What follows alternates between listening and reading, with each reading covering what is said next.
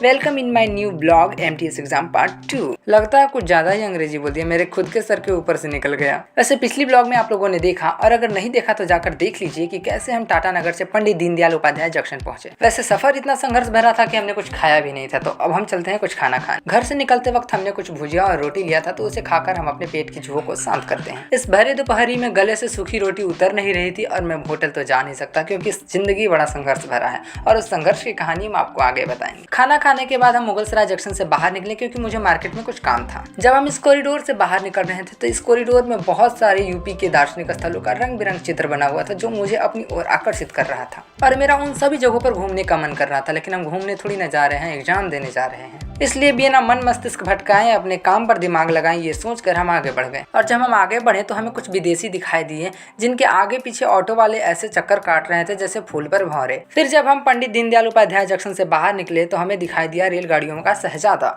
फिर जब हम मार्केट पहुंचे तो हमने एक चाचा जी से पूछा कि मुझे फोटो बनवाना है, तो स्टूडियो कहाँ है। तो इस पर चाचा जी ने कहा कि यहाँ से ऐसे जा और फिर वहाँ से वैसे मुड़ जाइए। तो हम भी ऐसे और वैसे करके स्टूडियो पहुंच गए। फिर हमने स्टूडियो से फोटो बनवाया और इन फूलों से मुफ्त की खुशबू चुराकर हम आगे बढ़ गए। और जैसे ही हम स्टेशन पहुंचे तो मुझे पता चलता है कि मुझे जिस ट्रेन से जानी है वो प्लेटफॉर्म पर आ चुकी है, और वो भी प्लेटफॉर्म नंबर 7 पर आ चुकी है। तो हम दौड़ते दौड़ते 1 2 3 4 5 6 करके प्लेटफॉर्म नंबर 7 पर पहुंचे। और जब प्लेटफॉर्म नंबर 7 पर पहुंचे तो मुझे पता चला कि ट्रेन का जनरल डिब्बा आगे है, और जैसे तैसे करके हम जनरल डिब्बा में पहुंच भी गए तो मुझे सीट नहीं मिली। वैसे हम चाची जी से पूछकर एक सीट पर बैठे भी तो चाचा जी हमें उठा गए।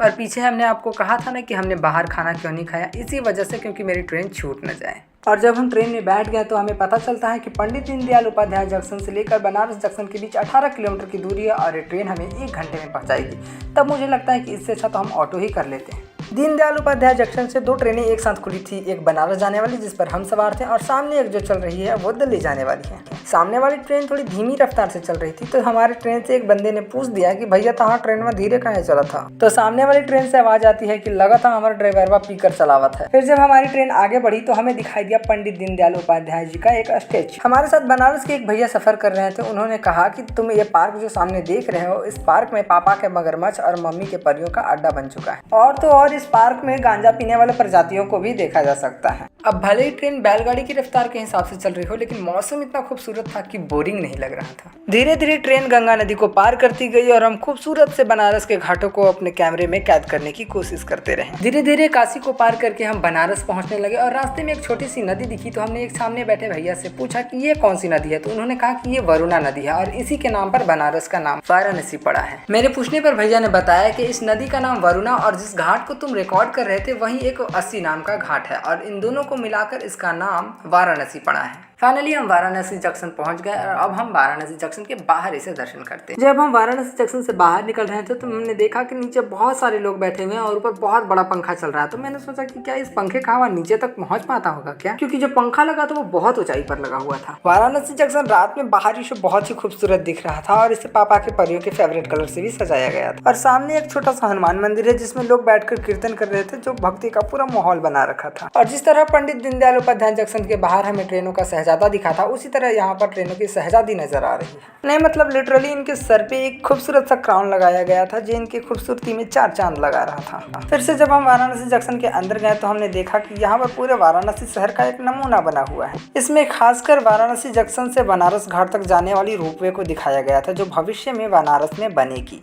फिर हमने देखा कि कुछ पुलिस वाले कुछ लोगों को पकड़ कर ले जा रहे थे। अब क्यों ले जा रहे थे ये तो मुझे पता नहीं, लेकिन फिर हम बाहर निकले तो हमने देखा पानी टंकी, जो बहुत ही खूबसूरत तरीके से सजाया गया था। इसे बनारस के विभिन्न कल्चरों के चित्र और लाइटिंग से बहुत अच्छे तरीके से सजाया गया था। बनारस जंक्शन को घूमते घूमते भूख भी काफी जोर से लग गई थी, तो हम अपने पेट की चूहों को शांत करने पहुंचे होटल। फिर हमने वहाँ पर चावल दाल और रोटी ऑर्डर किया, और बड़े ही प्रेम से खाकर हम वहाँ से निकल गए। फिर से जब हम वाराणसी जंक्शन के अंदर गए तो हमने देखा एक पेड़ जिसकी टहनियों को काट दिया गया, और मात्र शोभा के लिए उसे वहाँ छोड़ दिया गया। फिर हमने वाराणसी जंक्शन के टॉप फ्लोर पर कुछ लोगों को टहलते हुए देखा, तो हमने कहा कि हम किसी से कम है क्या, और हम भी वहां पहुंच गए, जहां से वो खूबसूरत सा पानी का टंकी कुछ इस तरीके का दिख रहा था, लेकिन यहाँ पर आम लोगों का आना अलाउड नहीं था। फिर से हम नीचे चल दिए क्योंकि मुझे डांट वाट खाना पसंद नहीं। अगर आप कभी वाराणसी जंक्शन आओ तो आपके लिए एक छोटा सा सजेशन, अगर आपको कभी रात में वाराणसी जंक्शन पर रुकना हो तो आप 2nd फ्लोर पर जा सकते हैं। वहाँ माहौल पूरा साफ सुथरा भी होता है, और ऊपर पंखा चल रहा था, और आपको मोबाइल चार्ज लगाने के लिए जगह भी बनाई गई है। तो आज के ब्लॉग में इतना ही, फिर मिलेंगे नए ब्लॉग के साथ, तब तक के लिए बाय बाय।